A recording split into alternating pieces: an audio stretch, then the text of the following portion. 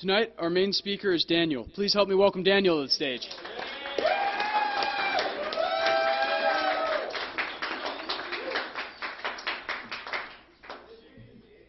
Good evening, everyone. My name is Daniel. I'm an alcoholic. I was kind of surprised when I first got here. It's a lot cooler in here than usual. It's usually like 118 degrees. People come up here and you sweat and you look really stupid. So, Rich, I appreciate it, man. Thank you. My man Rich. If you guys don't know Rich, go talk to him. He's a rad guy. There he is in the window. All right, guys. My sobriety date, April 12th, 2016. Just celebrated 3 years. And let's give Joe another hand, right? My boy Joe.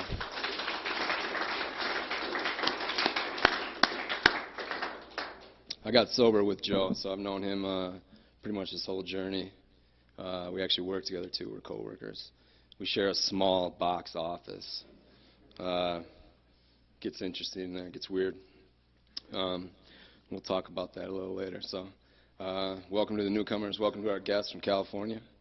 And let me just see a show of hands. Who's in their first year of recovery right now? Hell yeah. All right. You're not, Nate. I'll get to that later, but that's important. I love seeing that. So I'm going to kind of be all over the place a little bit. I'm not going to go too much into what it was like because you guys know what it was like. I'll give you a little glimpse. I want to paint an accurate picture for you guys. But I just celebrated my actual day of birth on Monday. I just turned 35. And it's kind of an interesting story, a little from the beginning clip, right? So first, two things that are important, right? First, I was born on Father's Day. So I get to razz my old man. I get to tell him every year, like, hey, man, I don't got to get you anything. Like, you got me, baby, you know? And he's like, I wish I could give you back, you know? But I was also born during, like, a tornado warning, right? So it was really bad weather. My mother's always called me the tornado baby, right? And I said, hey, Ma, I really got to live up to that name, you know? Tearing lives apart. But we get to have a laugh about it today. So the thing that I think is important about that night that kind of set my alcoholism with a stamp, right? So I'm brand new baby, right? Just born into the world. And whatever other babies that were born that night, they had all the mothers go into the hallway, right, with their newborn babies. And you can imagine the anxiety level of the mothers, right? So probably some hysteria going on. And, you know, I talked to my mom about it, and she's like squeezing the shit out of me, you know? I'm a brand new baby. So in my mind, that kind of sets off some chain of events, right?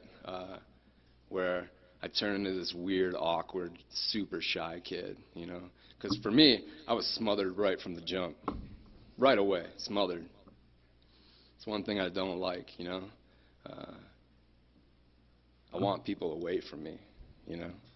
So, age 5 for me, something pivotal happened. And it's kind of trivial now that I think about it, but that's the moment that I stopped trusting, right? Because I think all children who aren't like we are aren't super hyper aware of themselves and their surroundings in the world, right? From that moment on, I stopped trusting whatever was there. For me, it was God, you know, and I was set on a different course from that moment. So I had to wait 5 long years for my first drink, guys. It wasn't fun, you know. Trying to show up every day as Daniel in my skin, it was like torture, you know. I didn't want to go to school. I was incredibly shy, like painfully shy. And everybody's like, oh, it's really cute, you know, he's a cute kid, he's so shy. And I'm like, oh, fuck you guys, dude. Like, I want to die, you know? But I don't know how to say that when I'm 5, 6 years old. So I had to wait 5 long years for my first drink. I could have used a drink at 5, absolutely. But I had to wait till 10. And As Joe mentioned, you know, we're from Wisconsin. Joe's from a place called Germantown, Wisconsin. I grew up in a place called West Bend. And if you guys know anything about Wisconsin, people there, we like to drink, you know. So for a dude like me, I couldn't have been born in a more perfect place, unless you know, get me in like Berlin or something, Germany, you know. But might as well be, you know, Germantown, Wisconsin. So everybody I knew, families, parties we went to, like people drank, you know. That was just kind of how it was. It seemed completely normal to me. So I was already learning how to like fit into the scene, so to speak, right?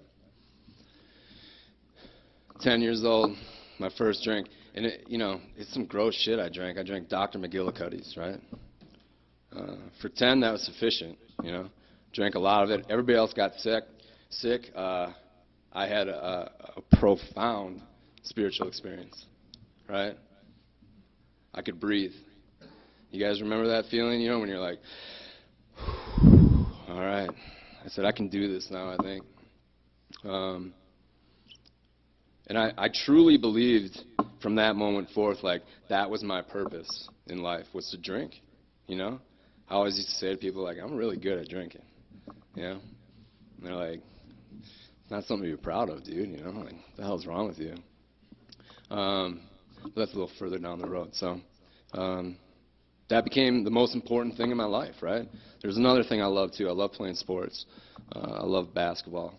But sure enough, right, drinking became more important. I had the opportunity to have my schooling paid for me through playing sports, right? And this is how domineering my fear was in my life, okay? Got my future kind of laid out for me. Things are looking cool, you know? I'm fulfilling a dream that I've had since I've been a small boy. And for the first time ever on the basketball court, what I come to know as self, right? You guys familiar with self? It's a little voice in my head. It's the first time I ever believed it on the basketball court. I was self-consumed, I was self-aware, and I was afraid. Never happened before in my life. Because that used to be a place I could escape, right? I could escape on the court, not deal with any of my shit, and I could drink. I was set. Things were good. Well, basketball doesn't work anymore. So I didn't go to college because I was too scared, right? I wasn't going to tell anybody that. Definitely not. But a really great thing happened. So I have an older brother. His name's Paul. He's 3 years older than me. Normal dude, nice guy, highly intelligent, extra successful, you know. So it allowed me to shine as like the black sheep, you know, the chosen one to do all the wrong. So anyway, Paul's 18. No, Paul's 21. I'm 18, and he's like, "Here, man, you know, you can take my extra ID." Well, dude, that's the golden ticket for me, right? So I'm 18, and I get to go to the tavern, or the bar, as you guys know it, right? In Wisconsin, we call bars taverns. I was searching for a place, like a home, right? The tavern was my home, no doubt about it. I love getting into the mix with all, you know, you never know who you're going to meet. You never know what's going to happen, particularly for me. I'm not a blackout drinker, right? Blacked out twice maybe in my life. Because, like, alcohol is my solution, right? It allows me to show up. I'm, like, dead on. You know, I'll cross the line. I want to shoot for this mark, and I always overshoot it. But, yeah, you know, it allowed me to show up, to talk.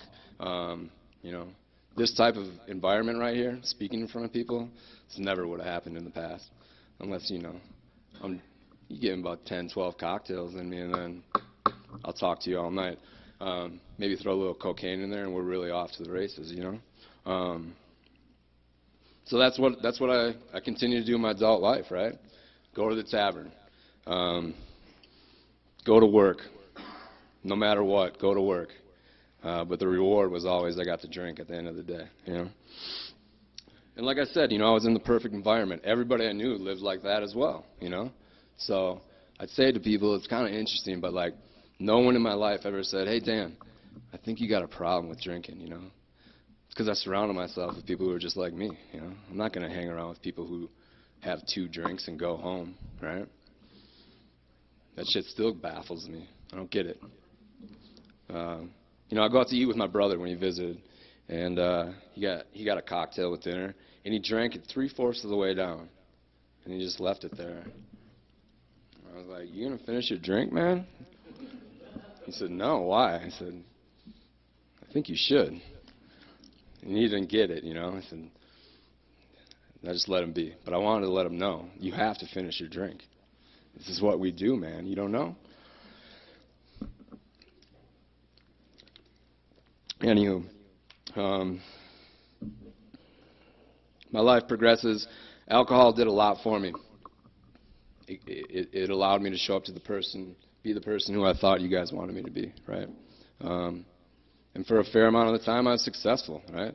I went to culinary school. I did an apprenticeship. I became a chef.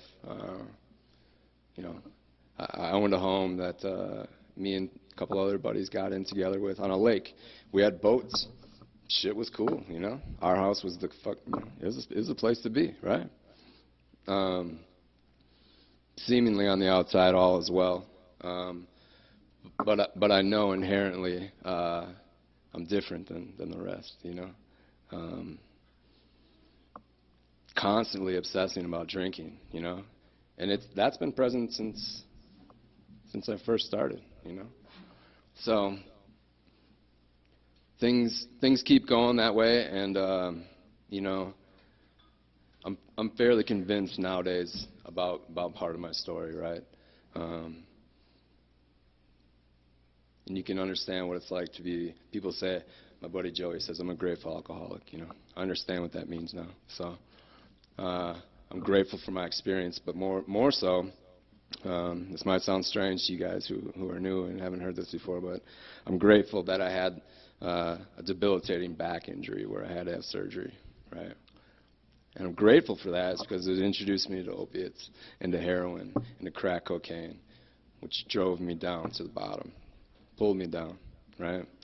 Without those influences in my life, I'm fairly convinced that I'd still be drinking today, living what I seemed as a normal life, right? Because it says in the book, my alcoholic life seems the only normal one, you know? And it's normal for me to wake up in the morning and consume as much vodka as I possibly can and then go about my day, you know? We always used to joke about this and be like,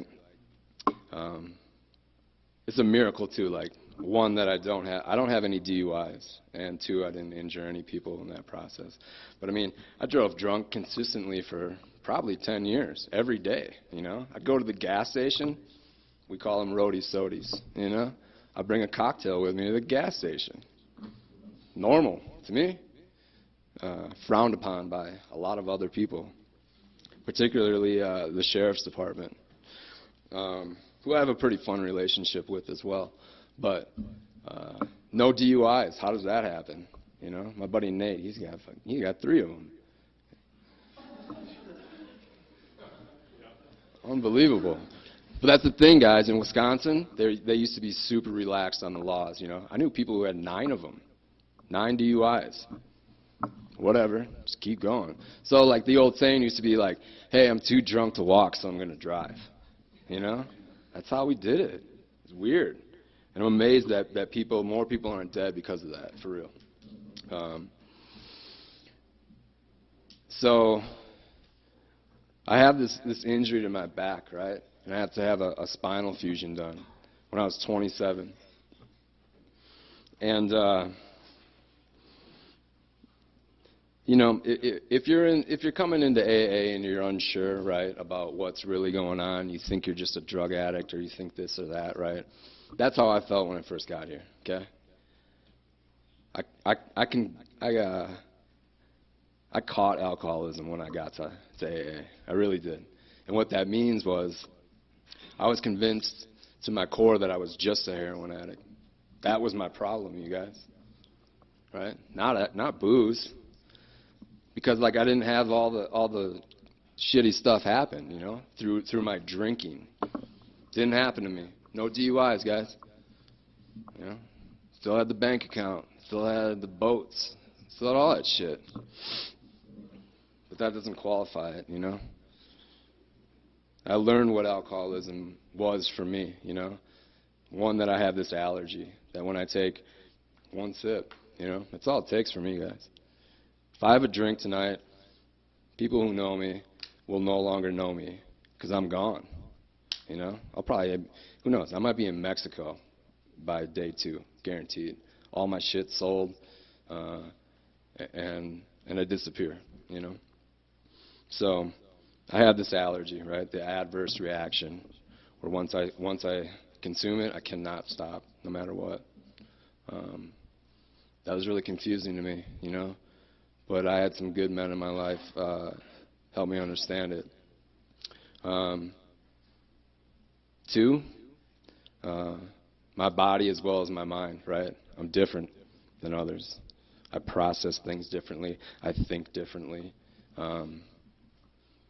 Basically down to my biological core, like my chemical makeup and the way thoughts are processed, it's out to kill me, guys. You know, it really is. That's why we talk about self a lot, right? This concept of self. It's the voice that will always be the dictator and the arbitrator, right? It will tell me what to do, and then it'll lay out a list of reasons why these are good things to do. And I'm not going to tell anybody about it, and I'm not going to run it by anyone, and I'm going to go for it. So I was listening to these speaker tapes, and this guy said, you know, I've always been the type of drinker, you know, where normal people in life, it's like ready, set, fire, right? And for me, it's ready, set, no, how does he go? Yeah, thanks, Nate. Ready, fire, and then aim, okay? I fire off, and I don't know which way I'm going. And if you're in the way, sorry, you know. Nate saving me there. Appreciate it. Appreciate you, Nate.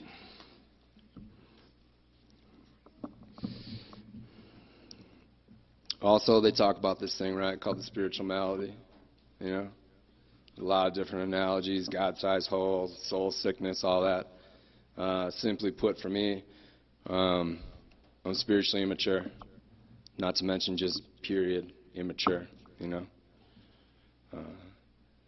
Society says I'm an adult man at 18, but I'm just getting off the ground right now, you know.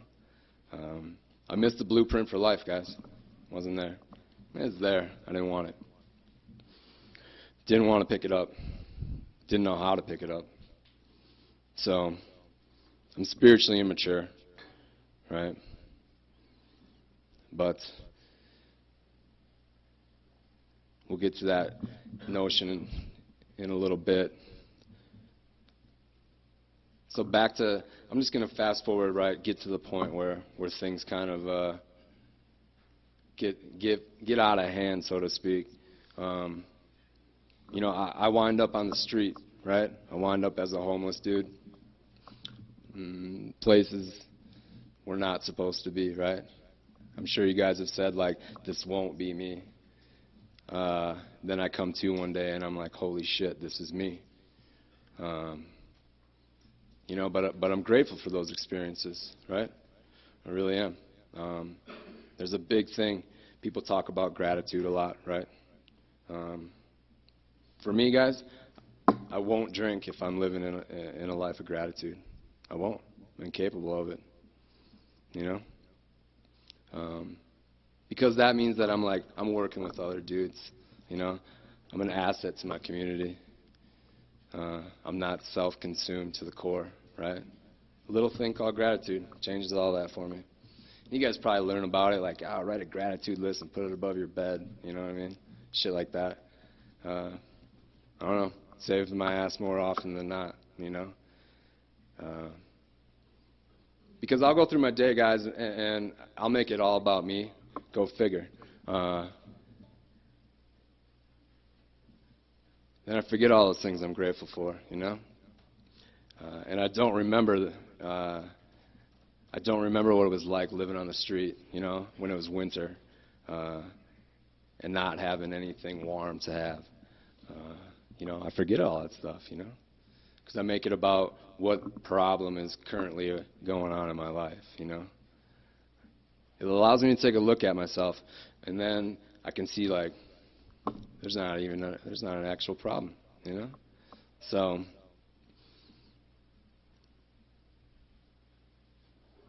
yeah, so, right, I get to the point, you guys, where every day I try to drink vodka, I'm throwing up blood, I'm getting kind of concerned at this point.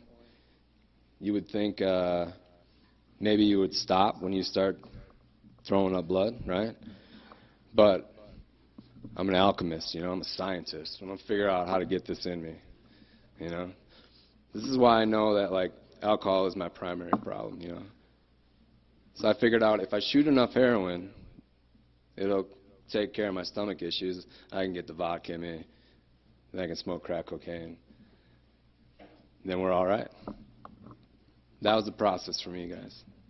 Every day, But ultimately, it was about, I need to get this alcohol into my body. And I'll go to any length to do it. I'll lie, cheat, steal. I'll cause harm to others just so I can drink, And that's how I was living for a while. Then one day, right, this is the turning point, if you will. And I don't know what was going to happen. It couldn't have happened any other way. Because I've known one person in my life who was sober. Didn't know anything about AA.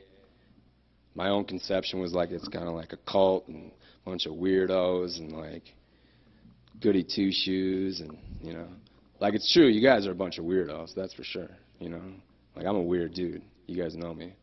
I'm a weirdo. But I like that. I don't want to be a normal square dude, So, anyway, my cousin, Jason, his name is, he had been sober 17 years at the time. And I forgot about this until, I don't know, maybe a year ago. He was the first one to plant that little seed, right? I was 17 years old. I was painting his house, his garage for him. And I had a bottle of blue UV vodka in my trunk, okay? It was summertime, So I'm running back and forth painting, and I'm taking pulls off the bottle, and he knew what was going on. I thought he didn't, but he's like, hey, man, he actually handed me one of his I think it was his 10-year coin. He's like, check this out. I was like, all right. He's like, you ever want to go to a meeting with me? And I was like, what for? No way. Kidding me? Fast forward, 13 years, right? Jason shows up back in my life, and he says, hey, man.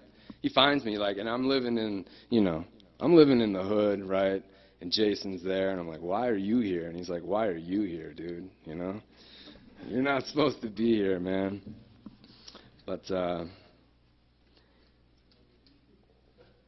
he says, man, people are really concerned about you, and they think you're going to die, And like I said, for whatever reason, like I heard that day. It couldn't have happened any other way. And he said, will you come talk to me and some people? Your folks and some other people. I was like, yeah, man, I will, but like I got a few things to take care of first, you know what I'm saying? Meaning I had to get super blasted before I went and talked to these people. So I did that. Show up at my parents' house. It's kind of one of those intervention things. I'm sure you guys had it happen to you, It's a fun time. Not really, But they said, hey, man, there's this place you can go if you want to get sober. And I was like, not really. And they're like, you want to die? And I was like, not really. And they're like, you can go to this place and maybe it'll change for you. And I just said, okay. Right? That was it for me, guys. That was a surrender. Didn't come from me. Didn't come from those people talking to me, right? It came from some other realm where I was like, I've had enough. Can no longer continue on. That's where it all changed. Joe said he got sent out here. Same thing for me, But on the other hand, Joe's like, I'm going to kill myself, And I was like, no, send me. I don't have a home. I got nowhere to go. Send me somewhere, please. If you guys ever been to Milwaukee, like, it's a cool place if you're, like, not living on the street, Then it's a shithole, but same with any city. Plus, it's cold, dude. It's really cold and nasty in the winter. What the hell I was doing living there that long? So I come out here. I get introduced to this fellowship. My first meeting was at a place, a church in town, and it was called Light and Life, and it was 164, and it was huge, right? There's like 200 people in there. Everyone's wild and getting into it, and I said, what did I get myself into, I had to stand up and get a 30-day chip and whatever. Dude, I was so scared, And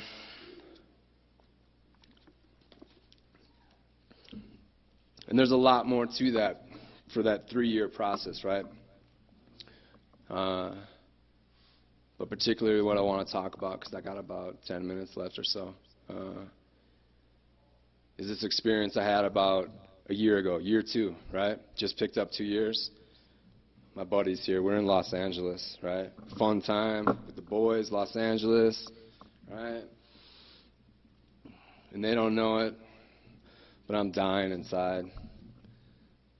I'm suffering from alcoholism, untreated, because I'm not doing anything. I'm just existing,